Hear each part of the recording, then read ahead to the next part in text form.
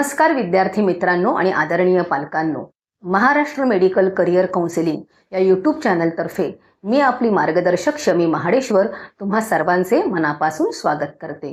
नीट 2026 ची परीक्षा संपल्यानंतर आता विविध राज्यांच्या प्रवेश प्रक्रियांचा हालचाली सुरू झाल्या आहेत। आज आपण चर्चा करणार आहोत तामिळनाडू राज्याने प्रसिद्ध केलेल्या एका अत्यंत महत्त्वाच्या नोटिफिकेशन बद्दल।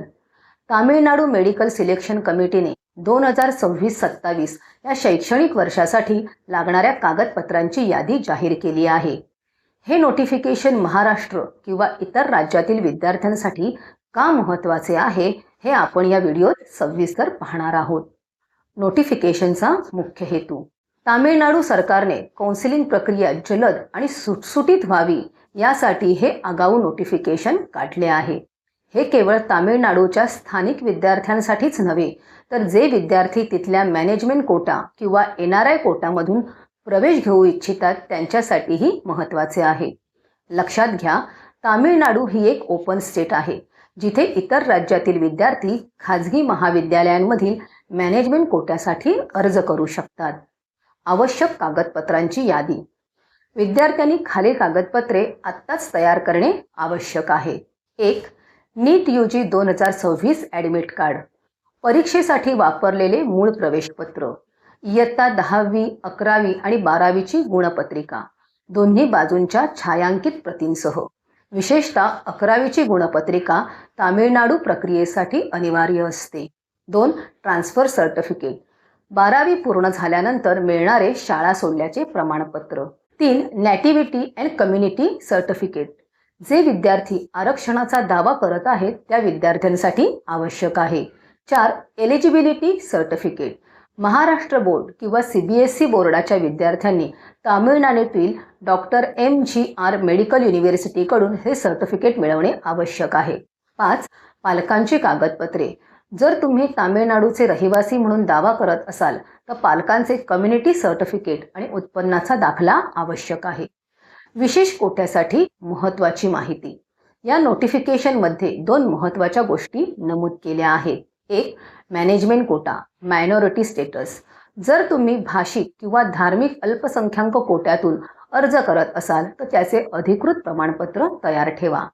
2. NRI कोटा, NRI पुरस्कृत उमेदवारांसाठी एम्बेसी सर्टिफिकेट, सपोर्टरचा पासपोर्ट आणि NRI बँक खाते पासबुक आवश्यक आहे।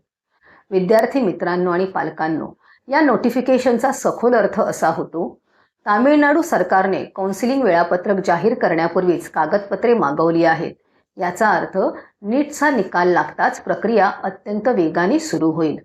तामिळनाडू पाठोपाठ आता महाराष्ट्र आणि कर्नाटक सारखी राज्ये देखील अशी नोटिफिकेशन प्रसिद्ध करू शकतात। त्यामुळे विद्यार्थ्यांनी आपल्या कागदपत्रांची पडताळणी आत्ताच करून घ्यावी।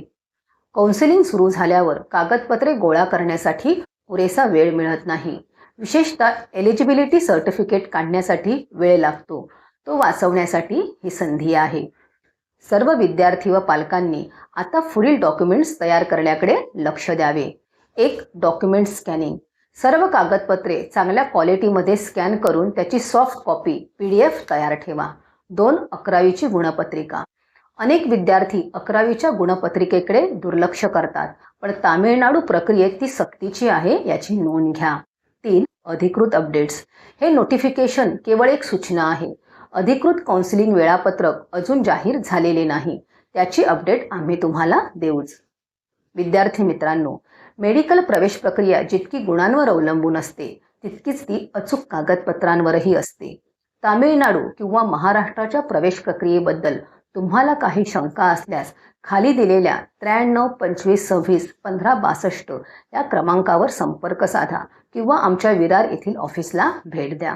जर आमच्या चॅनेलकडून आपणास नीट 2026 परीक्षा संदर्भात मोफत अपडेट्स हवे असतील तर फ्री अपडेट्स असा आम्हाला स्क्रीनवर दिसणाऱ्या नंबरवर व्हॉट्सअप मेसेज करा। त्याचप्रमाणे जर तुम्हाला आमचे पेड काउन्सिलिंग घ्यायचे असेल तर आम्हाला पेड असा स्क्रीनवर दिसणाऱ्या व्हॉट्सअप नंबरवर मेसेज करा। अशाच सखोल आणि तांत्रिक माहितीसाठी आपल्या महाराष्ट्र मेडिकल करिअर काउन्सिलिंग चॅनेलला सबस्क्राईब करा। पुन्हा भेटूया अशाच माहितीपूर्ण व्हिडिओसहित, तोपर्यंत धन्यवाद।